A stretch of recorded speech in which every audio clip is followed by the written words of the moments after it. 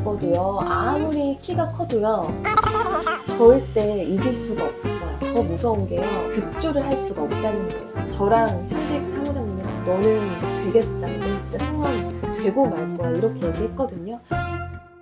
저는 제 얼굴에 자신이 있는데요, 저를 만나는 사람도 저를 좋아할 거라는 확신이 있어요. 그리고 심지어 다른 사람이 저를 좋아하게 만들 자신도 있습니다.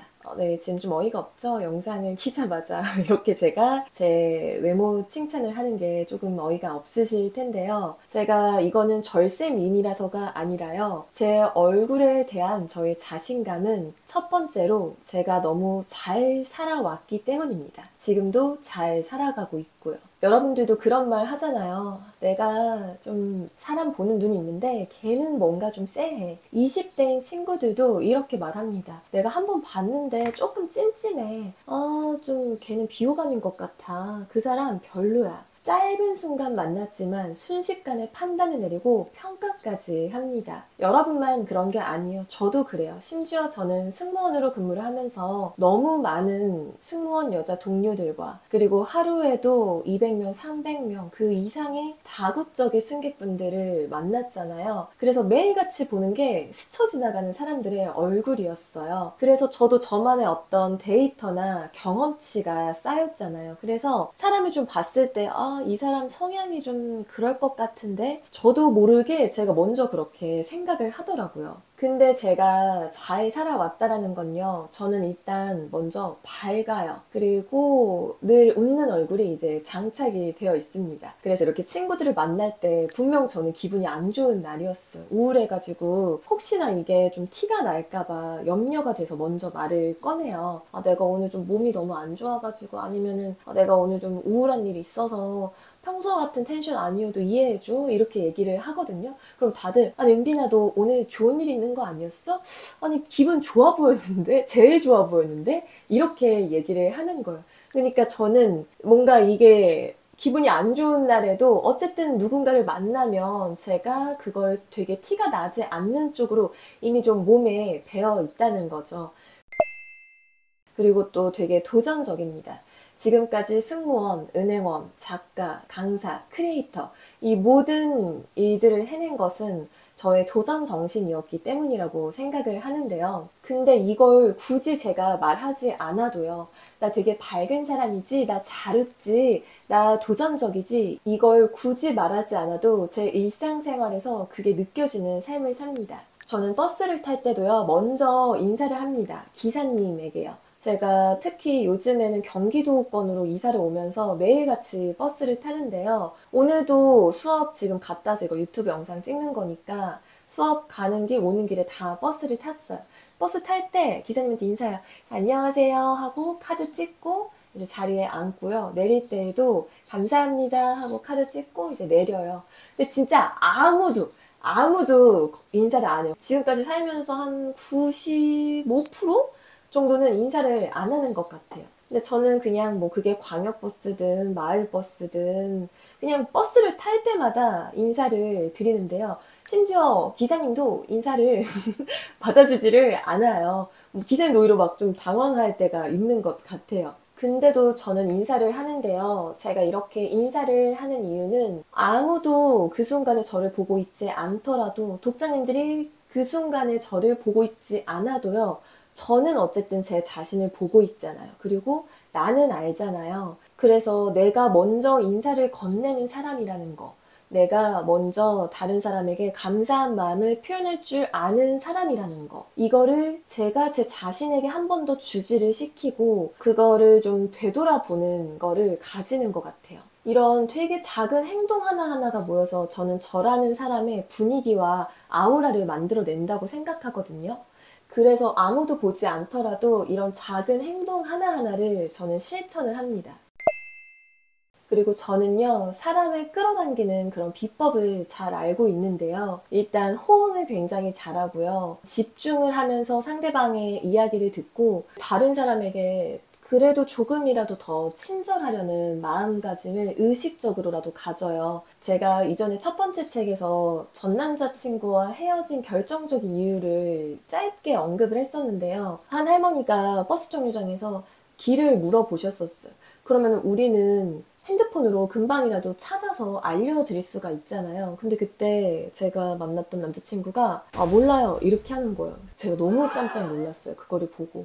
그때 이제 마음을 싹 정리를 한 거죠. 저는 정말 길에서 누가 물어보더라도 저도 몰라도 일단은 핸드폰으로 찾아서 알려주려고 하거든요. 근데 그래서 그런지 이게 저의 목소리나 얼굴에도 조금은 드러나는 것 같아요. 점점 나이를 들면서. 물론 제가 절대 절세미는 아니고 저도 제가 되게 예쁘다고 생각을 해본 적이 없어요. 심지어 제가 승무원을 했다 보니까 제 주위에 너무 예쁜 여자들이 많아요. 그런데도 제가 제 외모에 대한 이 자신감을 갖는 이유는요. 그 링컨 대통령이 그랬죠. 나이가 40이 되면 자기 얼굴에 책임을 질 줄 알아야 된다. 이렇게 얘기를 했잖아요. 그런 점에서 저는 어쨌든 제가 조금은 순박하고 착하게 생긴 것 같아요. 좀 뭐랄까 남 등쳐먹지는 않을 것 같다. 자기 지밖에 모르는 사람은 아닌 것 같다라는 그 느낌, 바이브가 있잖아요. 아까 영상 찍기 전에 잠깐 제가 TV를 보는데 남편이 갑자기 막 얼굴을 들이대서 보더니 참 착하게 생겼네 이러고 이제 가는 거예요. 너무 저는 그 말에 또 기분이 좋았어요. 아무튼 실제로 저는 그렇게 살려고 한다는 말이에요. 그런데 승무원을 준비하는 친구들이 요즘에 제가 많이 만나잖아요. 수업도 그렇지만 특강을 하러 나가면 하루에 50명, 100명 가까이 승무원이 되고 싶어서 모인 친구들을 만나는데요. 심지어 웃지도 않고 질문을 할 때도 뭔가 듣는 사람을 배려해서 깔끔하게 얘기를 한다거나 아니면은 뭔가 쿠션 멘트를 넣어서 DM을 한다거나 이런 것도 없고요. 또는 활발하다거나 적극적인 그런 게 느껴지지 않는 친구들이 있어요. 그럼 저는 조금 이제 의아한 마음이 드는 거예요. 진짜 왜 승무원이 하고 싶은 거지? 이 직무에 대한 이해나 공부는 안 했나? 이 생각이 들어요. 승무원이 되고 싶은데 그렇게 하는 거라면 과연 저 사람이 면접 때 면접관에게 어떤 모습을 보여줄 수 있을까? 이런 의문이 들거든요. 왜냐하면 우리는 면접을 할 때요. 2개월, 3개월 교육을 마치자마자 바로 라인에 투입돼. 바로 비행을 할 수 있는 그런 사람을 뽑는 건데 이 친구의 평소 가지고 있는 인격, 품성, 성향 이게 너무 중요하단 말이에요. 그거는 여러분들이 절대 10분, 15분 면접 보는 동안 내가 가식적으로 꾸며내야지 내가 뭔가 페이크, 속여야지 한다고 해서 속일 수 있는 부분이 아니거든요. 두세 마디여도 그 사람이 능동적인지 수동적인지 밝은지 우울한지 이타적인지 이기적인지 이게 사용하는 어휘나 표정만 보더라도 너무 잘 느껴져요. 여러분들도 그걸 느끼잖아요. 제가 버스 기사님에게 인사를 하는 건요. 제가 면접을 볼 때요. 저는 인사를 잘하는 사람입니다. 저는 먼저 웃음을 건넬 줄 아는 사람입니다. 저는 먼저 다가설 줄 아는 사람입니다. 이렇게 말을 하지 않아도요. 그냥 평소에 저의 삶을 그렇게 살면 저의 말투나 목소리, 표정에서 그게 드러난다고 믿는 거예요. 그래서 저는 여러분들이 정말 승무원이 되고 싶다면 면접에서 떨어졌을 때요. 내가 키가 작아서 떨어졌나? 내가 역시 옆에 지원자들보다 안 예뻐서 떨어졌나? 이렇게 생각을 하기보다는요. 내가 평소에 승무원처럼 남을 배려하고 다른 사람에게 이타적이었나? 봉사를 하면서 살았나? 이 마인드부터 돌이켜 보셨으면 좋겠어요. 내가 평소에도 잘 웃는 사람인가? 내가 먼저 다가설 줄 아는 사람인가?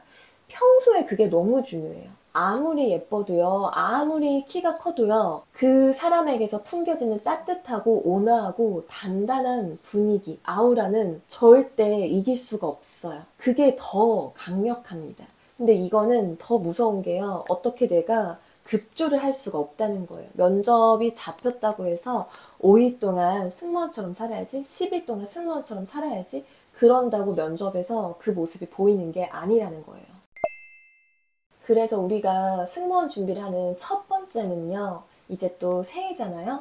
여러분들이 먼저 삶을 잘 살아가는 거예요.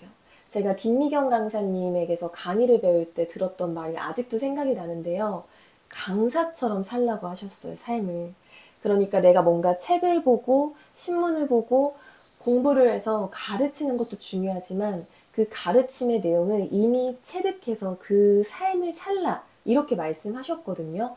똑같은 것 같아요. 어떤 직업군이 있잖아요. 내가 되고 싶은 직업군. 그러면 이미 그 직업인 것처럼 삶을 사세요. 이미 나는 승무원이라고 생각을 하세요, 제발. 그래서 먼저 웃으시고 다가가고요. 도움을 주세요. 저는 그래도 이번 주에도 이런 따뜻한 마음을 가진 밝은 친구를 수업에서 만났는데요. 얼마 전에 이제 티웨이 항공 1차 서류 합격 발표가 있었잖아요. 그래서 이번 주가 지금 면접 기간인데 수업에 정원이 4명인데요. 그 중에 2명이 서류를 떨어지고 2명이 서류를 붙었단 말이에요. 근데 한 친구가, 서류 붙은 친구가 당장 면접이니까 면접복을 입고 왔어요. 근데 하늘색 자켓이 별로 안 어울려 보이는 거야. 그래서 우리가 저랑 다른 항공사 사무장님이랑 피드백을 줄 때 조금 너한테는 톤 다운된 진한 다홍색이나 아니면은 톤 다운된 빨간색 같은 게 더 어울릴 것 같다. 그리고 티웨이 항공 면접이니까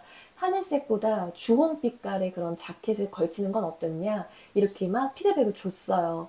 근데 서류가 떨어진 친구가 핸드폰으로 그런 자켓의 사진을 보여주면서 이렇게 말하는 거예요.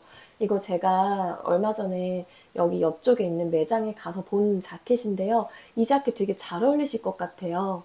근데 저희가 그때 다 와, 저랑 현직 사무장님이랑 너는 되겠다. 넌 진짜 승무원 되고 말 거야. 이렇게 얘기했거든요.